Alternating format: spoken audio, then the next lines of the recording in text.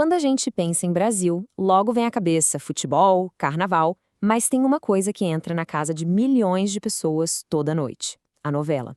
E hoje a gente vai entender como essa arte se tornou um espelho, sabe? E até um motor da nossa sociedade.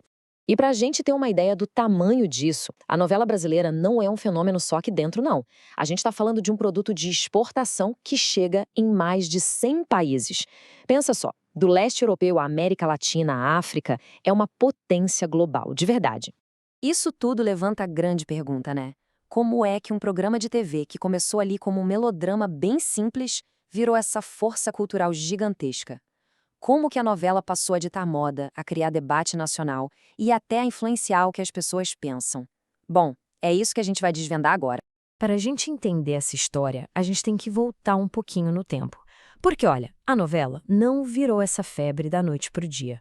Foi uma construção, sabe? Uma paixão nacional que foi sendo moldada década após década. Tá, mas afinal, o que é a telenovela aqui no Brasil? É que é muito mais do que aquelas soap operas de fora. É um formato que tem começo, meio e fim. Geralmente passa todo dia e virou uma plataforma para contar histórias que não só refletem o país, mas muitas vezes ajudam a moldar o país. E essa história toda começa lá nos anos 50. A televisão no Brasil ainda estava, sabe, engatinhando. E a grande inspiração, curiosamente, não foi o cinema. Veio de um lugar muito mais próximo, mais íntimo, o rádio. E a evolução no começo foi, rapidíssima. Lá nos anos 50, as novelas eram basicamente as radionovelas, só que com imagem. Tudo ao vivo, com pouquíssimo recurso. O pontapé inicial mesmo foi com Sua Vida Me Pertence, em 1951. Mas foi na década de 60 que a coisa começou a mudar de verdade. Foi quando a linguagem ficou mais moderna, com novelas como o Beto Rockefeller, que trouxeram a vida da cidade, a vida urbana, para dentro da tela. E olha só, logo nessa primeira novela, já teve um momento que ficou para a história da TV. Hoje em dia parece a coisa mais normal do mundo, mas na época, o primeiro beijo da televisão brasileira, com a Vida Alves e o Walter Forster, foi um ato de coragem. Foi um negócio revolucionário que já mostrava o potencial daquele formato. Beleza, agora a gente avança para a época que realmente colocou a novela no coração do Brasil. A famosa Era de Ouro, ali dos anos 70 até os anos 90. Foi nesse período que a novela deixou de ser só um passatempo para virar um fenômeno social de verdade. E a mudança foi, assim, radical. Sabe aquelas produções ao vivo, com histórias mais simples? Pois é, elas deram lugar para capítulos diários com uma qualidade muito maior, muito por conta da ascensão da TV Globo, mas a revolução mesmo foi no roteiro. As novelas pararam de ser só sobre romance e drama e começaram a falar sobre o Brasil, sobre os problemas sociais, sobre política, sobre a alma do país. E talvez o maior exemplo disso tudo seja Roque Santeiro. Essa novela não era só uma história, ela literalmente parava o Brasil. Era uma crônica do nosso país, mostrando os mitos, a corrupção, a fé do povo.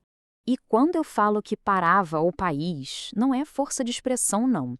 A estimativa é que o último capítulo de Roque Santeiro teve, 90% de audiência. 90%. Era praticamente o Brasil inteiro com a TV ligada assistindo a mesma cena no mesmo instante. Imagina o poder disso. Quer ver outro momento que mostra bem esse poder?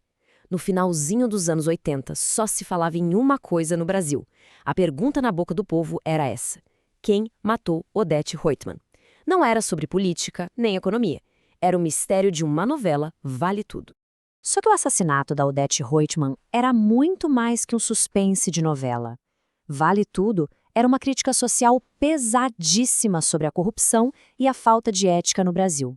A personagem virou um símbolo de tudo que tinha de errado. Então, no fundo, o debate sobre quem a matou era um debate sobre o próprio país. Então, com essa base cultural super forte aqui dentro, a novela estava pronta para o próximo passo: conquistar o mundo. A partir dos anos 2000, a produção brasileira deu um salto de qualidade e de alcance impressionante. E a evolução técnica foi uma coisa de louco. Aquelas transmissões ao vivo que pareciam teatro foram substituídas por uma produção com qualidade de cinema. Hoje as novelas estão no streaming, e aquelas tramas gigantescas com mais de 150 capítulos viraram uma marca registrada do Brasil lá fora. E o sucesso lá fora é inegável. Pega a Avenida Brasil, por exemplo. Foi vendida para mais de 130 países, um fenômeno absurdo. Ou então o Clone, que levou para o mundo todo discussões super complexas sobre cultura islâmica, sobre dependência química, mostrando que as histórias daqui são universais. Então, olhando para trás, qual é o saldo final? Qual é o verdadeiro legado da novela brasileira? O impacto vai muito, mas muito além dos números de audiência. A novela ajudou a construir a imagem que o próprio Brasil tem de si.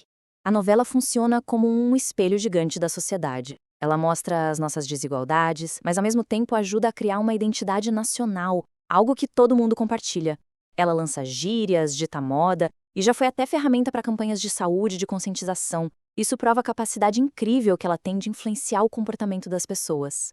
O caso de O Clone é um exemplo perfeito disso. Ao colocar no horário nobre temas tão delicados, a novela não só entreteve, ela forçou o país a debater assuntos que, de outro jeito, talvez ficassem debaixo do tapete. Esse é o poder da ficção de criar um diálogo na vida real.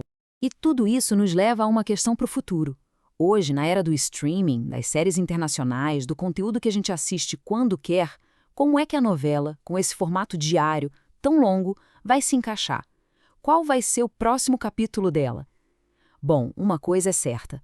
A história da novela é um reflexo da própria capacidade que o Brasil tem de se reinventar,